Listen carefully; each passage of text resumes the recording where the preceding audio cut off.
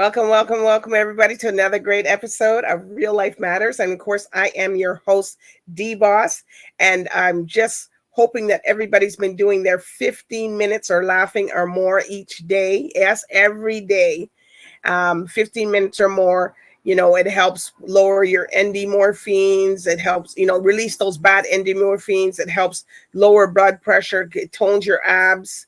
I'm not saying stop doing your regular exercise or routine. This just is incorporated with that. Also, it just makes you feel better. It heals your body. It helps you warm up your voice if you have any speaking engagements, or some entertainers say, then singers and stuff say they do that to warm up their voice and their vocal cords. Also, it's something good for all ages, not just certain people. It helps you look youthful and all the above. So I do want to thank the people that has been doing their 15 minutes or more. You could do more. More is better for you. And if you can, and also if you can't find somebody, I don't have anybody to laugh with. Well, you call somebody, put something on that's funny, and just break it out. It doesn't matter if you're by yourself or not. It's your health that's gonna benefit from that.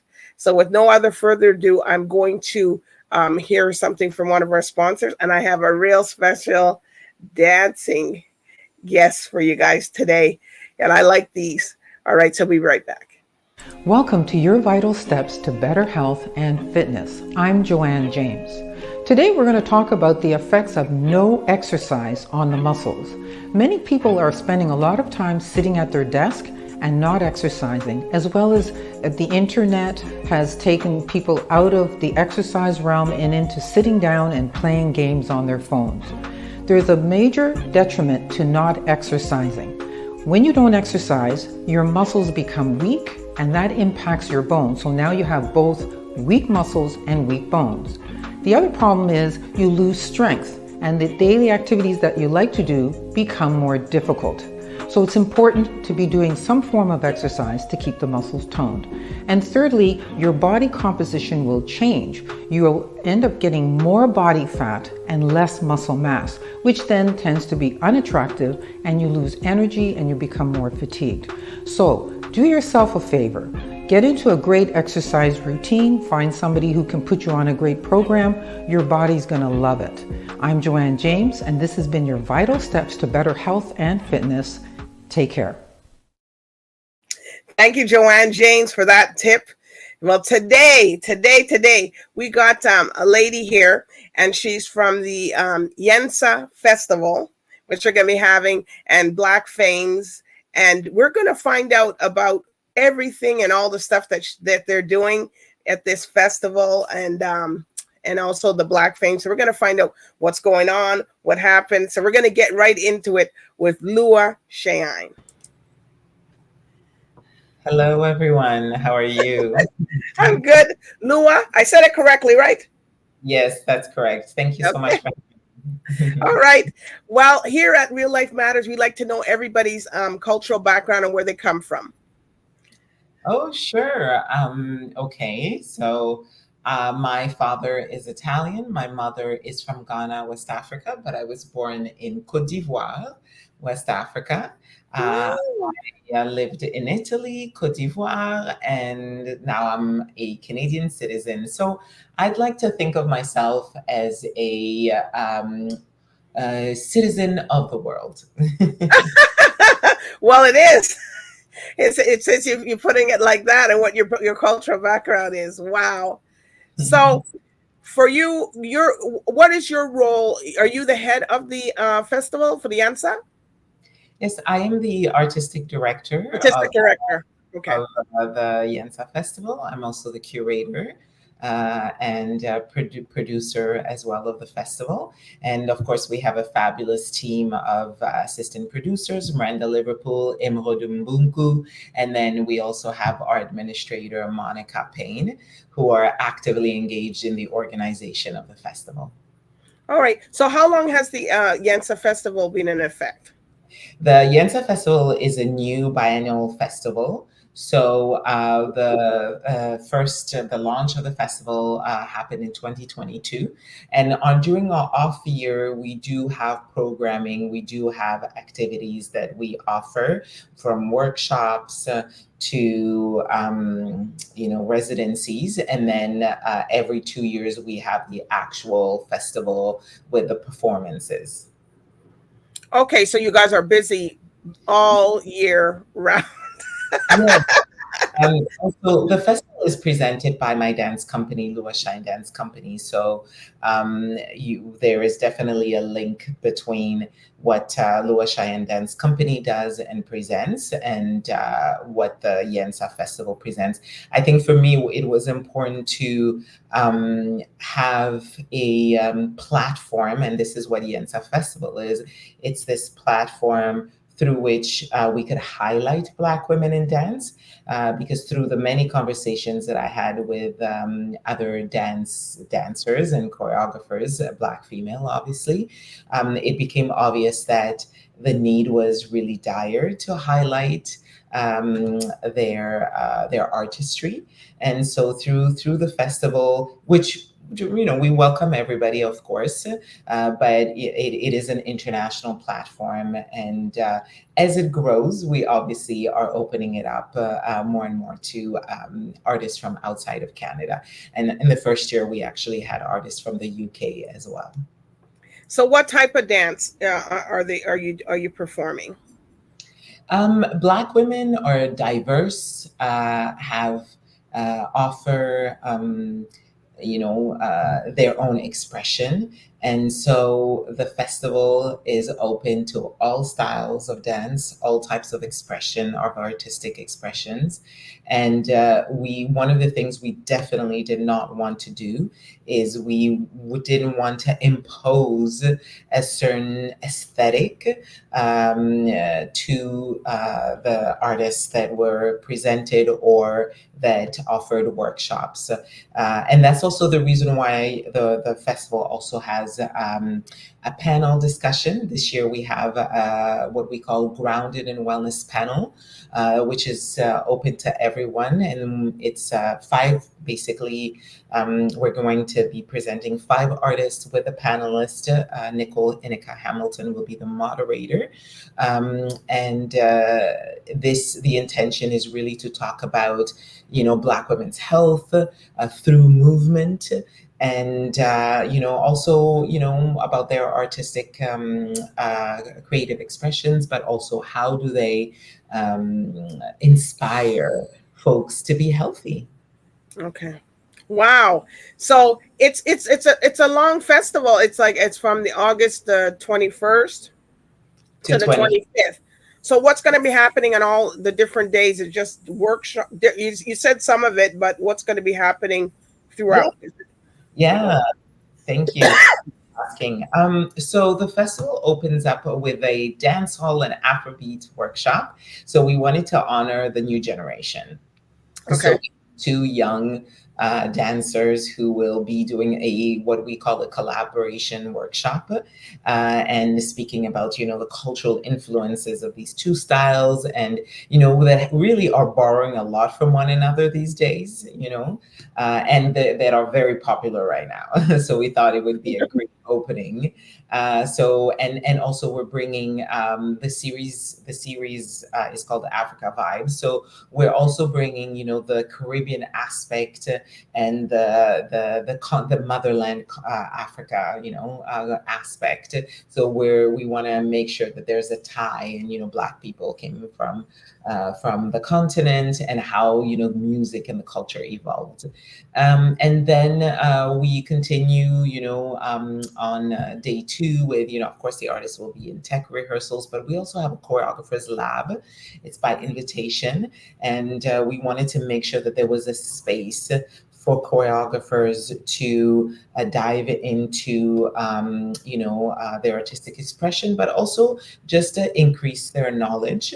And then after that, of course, we have 2 nights of performances on the 23rd and 24th. The title is called Black Flames, because we thought it was very appropriate to have to honor these Black women artists with this title. And we have Okay. 4 performing artists.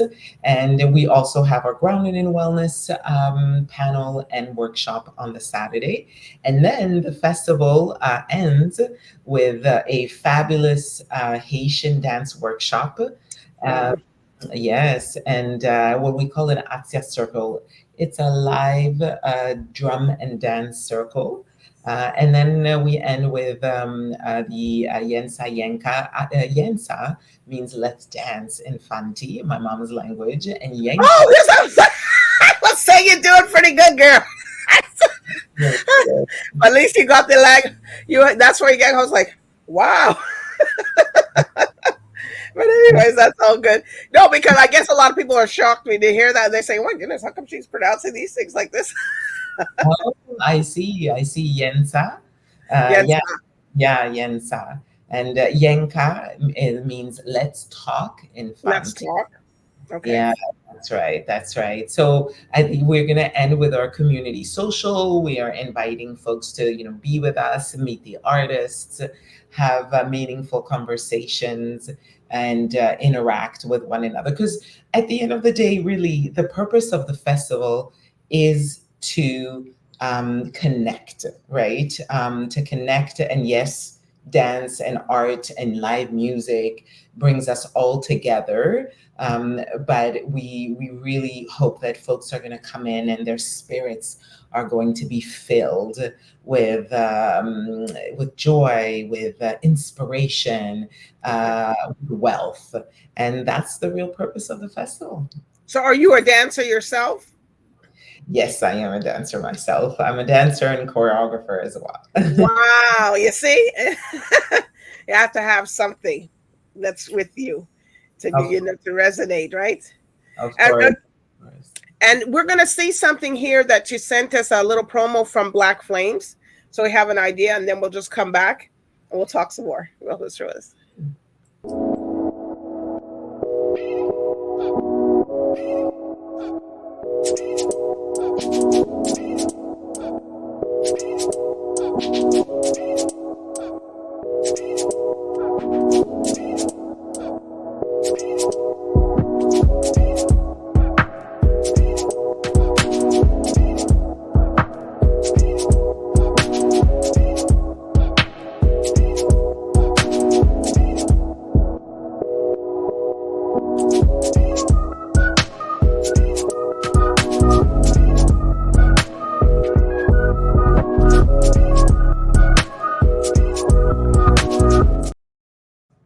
Wow.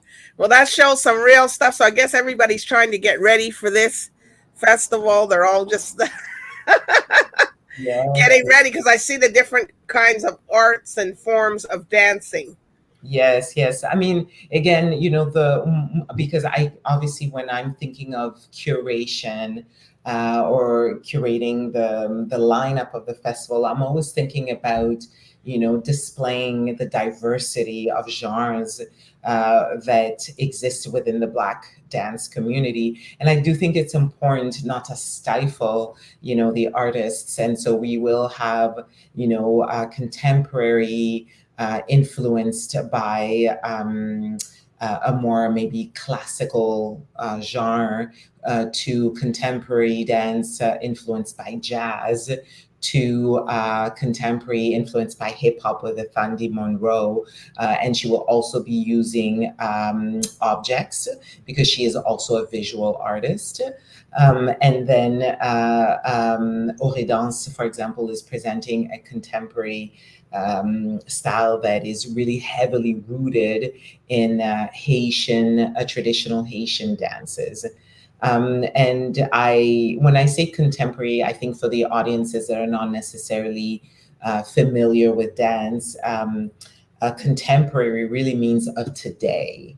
And so I know that term is usually used when we see dance on TV. They see, a lot of ballet influenced dance styles. Okay. And I tend to stay away from that notion because when you go and look on the dictionary, what contemporary means, it simply means of today. And so, I think Black dance forms, that some people would coin as traditional or folk are actually contemporary, because our traditional dances are still being, not only taught, they're being performed, but they're also evolving. They're influenced by all the dance styles. So when they say, oh, folk, Caribbean folk dances, if you look in the dictionary, the meaning of folk means dances that are dead, that are not being practiced, which is not the case. Our traditional, our cultures, whether it be from the Caribbean, whether it be from the continent of Africa, are very much alive and are very much being practiced. And I think that is why, and the whole world is using them. The whole world is influenced by it, from music to everything. So I do think it's important for us to take the lead and present our art forms and putting them on a platform where we can say, well, this is the new way of dancing. This is the new way of presenting music. And so the YENSA Festival really is taking ownership of who we are as Black women and how we want to present our art form. All right.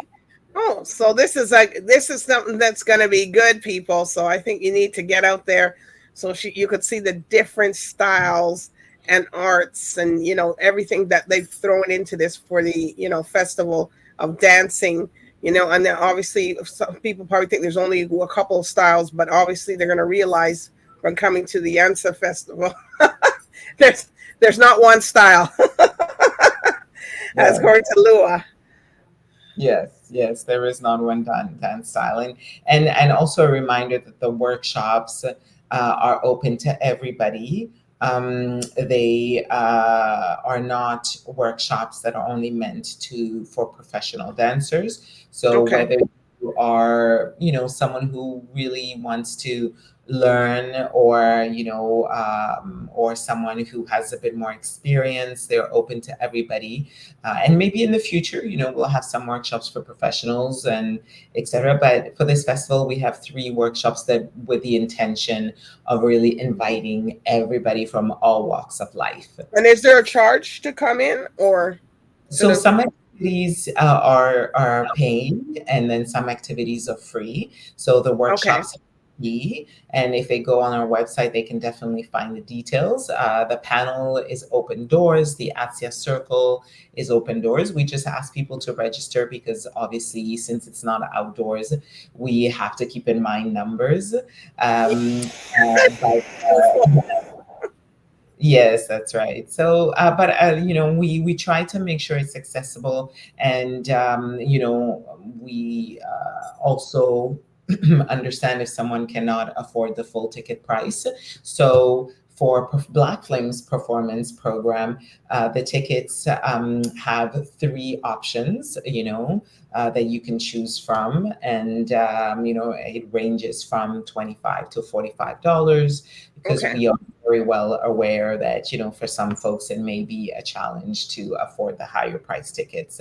And they can always contact us if, let's say, they want to bring a group. a group rate. If you have 10 people you want to bring, and then they can contact us, and especially if it's a community group, and then we can make arrangements. But the idea is that it's accessible to all folks. All right. So are there any shout outs that you want to give to your people?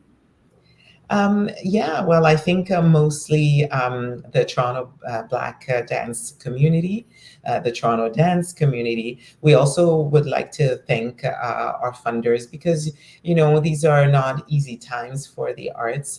And it is important for us to acknowledge the Canada Arts Council, the Toronto Arts Council, the Ontario Arts Council. We also received a special funding from TD Bank this year, and we're very grateful for it.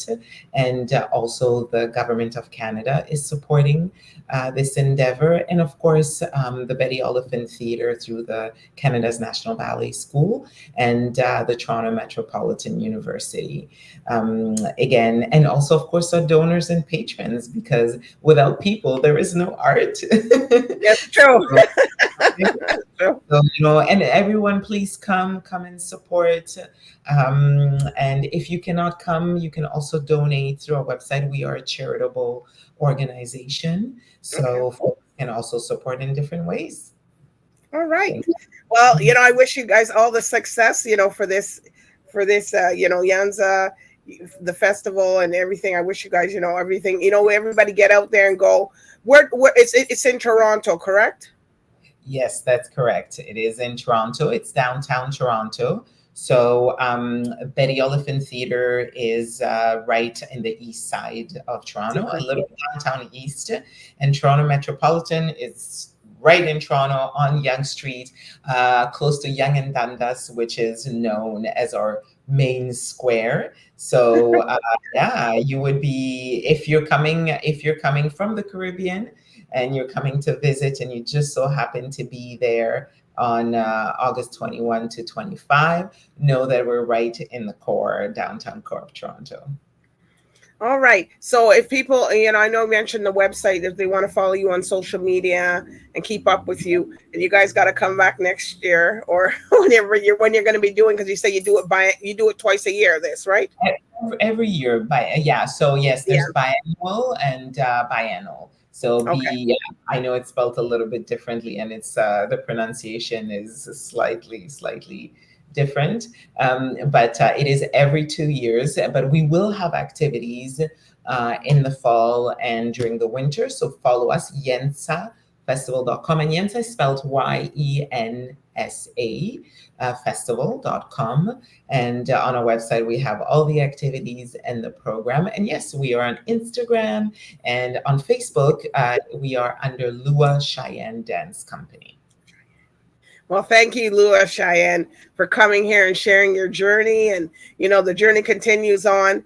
And I appreciate all your hard work you're putting into the the dance and community choreo. I'm pretty sure you're so busy, and I thank you for coming on and sharing so people can have the awareness of this dance festival. This YENSA festival. It's not just dancing. You're going to have workshops.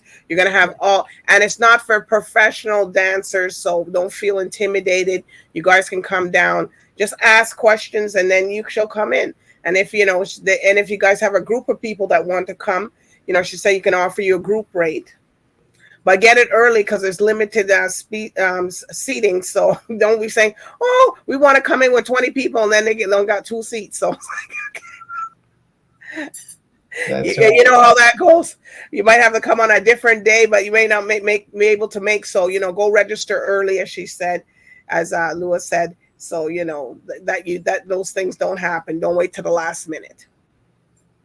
Thank you. All right. Thank you so much for having us, and we hope to see you next week. All right. So everybody, I thank you for tuning in to Real Life Matters tonight with LUA, YENSA Festival, Black Flames, and you guys go out there, support. So thank you, everybody, and good night. Bye.